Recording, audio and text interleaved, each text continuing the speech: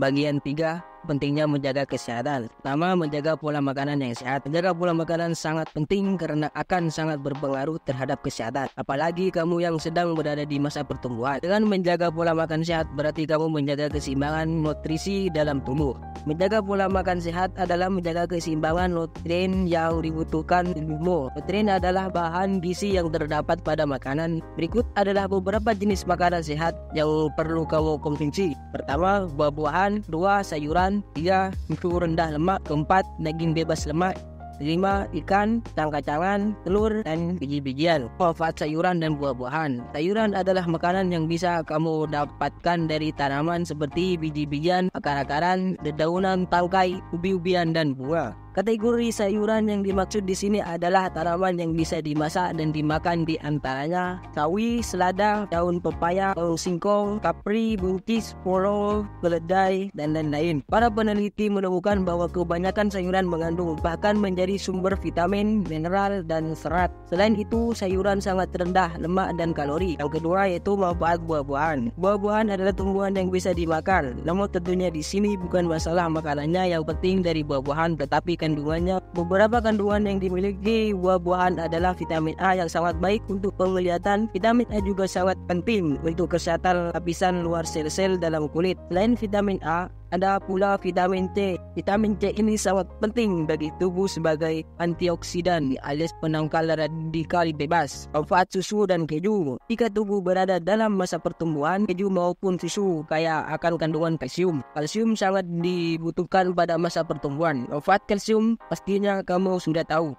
Ya, elemen putih bernomor atom 20 ini adalah faktor penting pertumbuhan gigi dan tulang. Dengan banyak minum susu dan mengonsumsi keju, tulang dan gigimu akan tumbuh baik dan kuat. Makanan sumber protein. Untuk menjaga diet seimbang, kamu pun perlu makanan yang kaya akan protein seperti daging, ikan, tahu, tempe, telur, dan aneka biji-bijian serta kacang-kacangan. Dalam protein terkandung ratusan hingga ribuan asam amino. Asam amino merupakan bahan utama perbentukan sel dan inti sel. Sederhananya, protein dalam tubuh berperan membangun dan memperbaiki jaringan tubuh seperti otot dan organ lainnya. Makanan biji-bijian. Makanan biji-bijian adalah makanan yang berasal dari segala jenis padi, seperti nasi, roti gandum, bubur gandum, dan sebagainya. Khususnya nasi, sebagaimana makanan pokok masyarakat Indonesia pada umumnya, baik nasi maupun makanan padi-padian lainnya merupakan makanan sumber energi. Akan tetapi, sebaiknya makan nasi beras merah. Selain sebagai sumber karbohidrat, beras merah juga memiliki serat yang tinggi ketimbang nasi putih.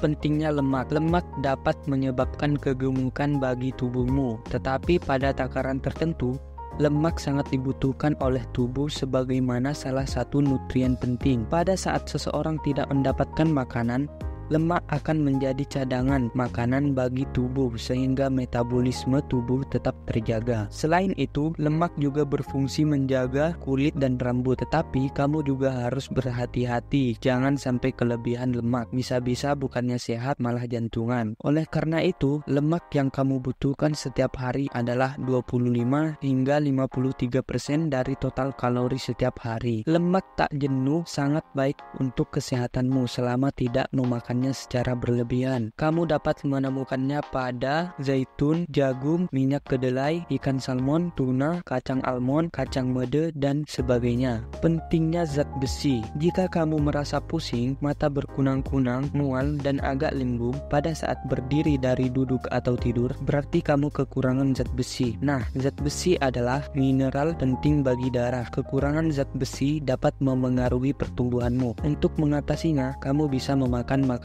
yang mengandung banyak zat besi seperti bayam, ikan, daging, kacang merah, kedelai, sereal yang diperkaya zat besi, roti gandum pun juga baik untuk meningkatkan zat besi bagi tubuhnya. Awali hari dengan sarapan. Sarapan adalah asupan energi bagi tubuh untuk memulai aktivitas, tetapi jangan sampai kekenyangan karena bukannya kamu semangat belajar, malah loyo dan ujung-ujungnya mengantuk.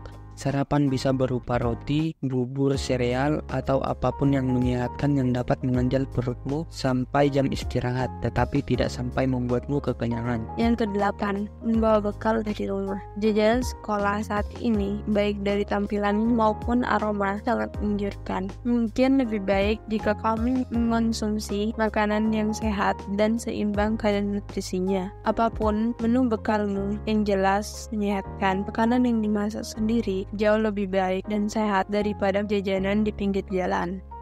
Yang kesembilan, kurangi fast food. Menu makanan seperti fried chicken, french fries, hamburger sudah tidak asing lagi baik di mata maupun di rasa. Makan di restoran fast food juga seolah bagian dari pergaulan. Tahukah kamu mengapa di negara asalnya fast food termasuk ke dalam junk food atau makanan sampah? Hal tersebut karena makanan itu mengandung banyak kalori, berlemak, dan gula tambahan. Sedangkan nutrisinya sangat sedikit. Semakin banyak kamu makan makanan tersebut, maka semakin banyak tumpukan lemak di tubuhmu.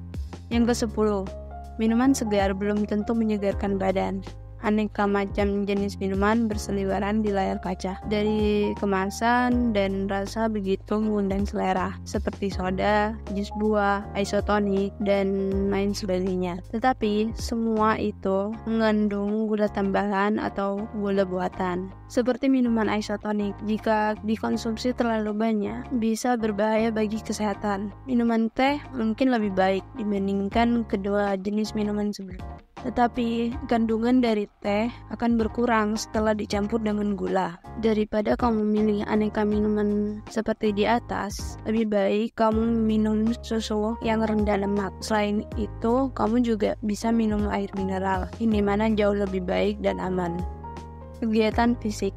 Menjaga pola makan tanpa diimbangi dengan kegiatan fisik, semua itu belum tentu lengkap. Bagi kamu yang berada di usia pertumbuhan, makanan sehat bergizi dan aktivitas fisik sangat penting. Dengan begitu, selain tubuhmu sehat juga akan sangat menunjang pertumbuhanmu. Pada masa pertumbuhan, selain menyehatkan dan menguatkan tubuh, kegiatan fisik juga bermanfaat untuk sisi emosional dan sosial, seperti meningkatkan mood dan kepercayaan diri, mengurangi perasaan depresi dan kecemasan, membantu kamu untuk tampil lebih baik di sekolah maupun di umum, meningkatkan kemampuan kerja sama tim melalui kegiatan olahraga. Bab 10.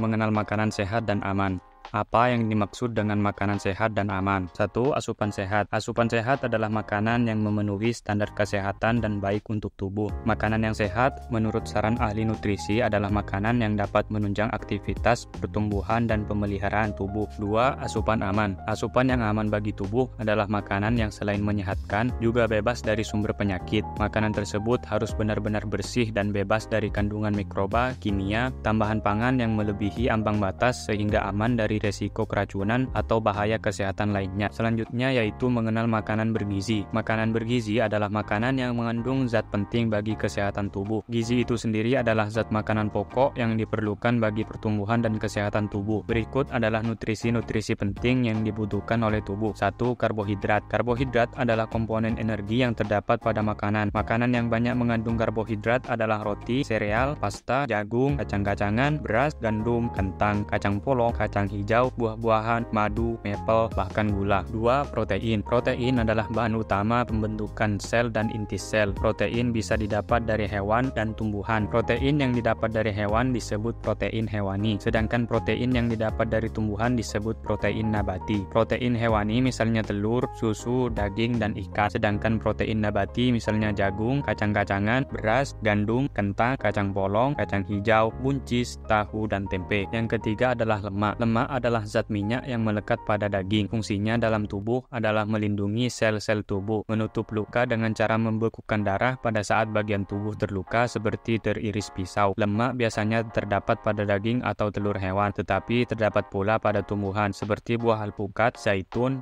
kacang, dan minyak sayur. Yang keempat adalah vitamin dan mineral. Vitamin adalah sejenis kimiawi yang dapat membantu tubuh menggunakan karbohidrat, protein, dan lemak. Selain vitamin, tubuh pun membutuhkan mineral. Mineral sangat penting dan berguna bagi kesehatan gigi dan tulang. Misalnya, mineral kalsium yang bagus untuk membangun tulang yang kokoh dan kuat. Vitamin dan mineral bisa kamu dapatkan dari aneka jenis makanan, baik sayuran, buah-buahan, maupun makanan lainnya. ragam pangan, dan gizi seimbang. Seperti yang telah dijelaskan di atas, tubuh membutuhkan makanan yang mengandung zat yang dapat menjadi sumber tenaga, menunjang pertumbuhan organ tubuh dan memelihara tubuh dari serangan penyakit, meregenerasi sel-sel tubuh, dan menjaga metabolisme. Untuk mendapatkan itu semua, jangan hanya terpaku pada satu jenis makanan saja, tetapi beragam makanan. Hal ini karena tidak satupun makanan yang mengandung keseluruhan yang dibutuhkan tubuh, sedangkan tubuh membutuhkan gizi seimbang. Untuk mendapatkan gizi seimbang, setidaknya setiap hari kamu harus mengonsumsi masing-masing satu jenis zat tenaga, zat pembangun, dan zat pengatur. Ketiga jenis zat tersebut bisa kamu dapatkan pada 4 kelompok pangan, yaitu makanan pokok, lauk pauk, sayur, dan buah. Pentingnya sarapan pagi. Tujuannya adalah sebagai alas bagi perut supaya tubuh dapat terhindar dari sakit perut akibat perut kosong. Berikut adalah beberapa manfaat dari sarapan.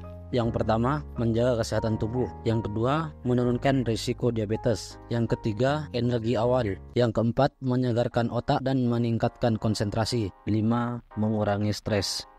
Akibat tidak sarapan.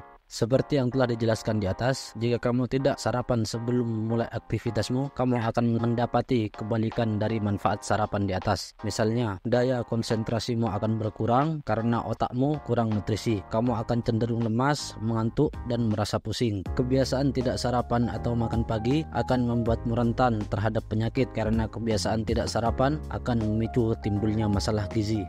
Menu sarapan yang baik untuk anak sekolah. Sebagai anak sekolah, kamu akan menghabiskan waktumu seharian di sekolah, baik belajar maupun berkegiatan fisik. Kedua kegiatan tersebut akan menguras energi, baik otak maupun tubuh. Oleh karena itu, kamu perlu sarapan sebagai modal energi untukmu beraktivitas selama di sekolah dan menjalankan kegiatan lainnya. Salah satu contoh menu sarapan yang baik adalah seporsi bubur ayam dan segelas susu.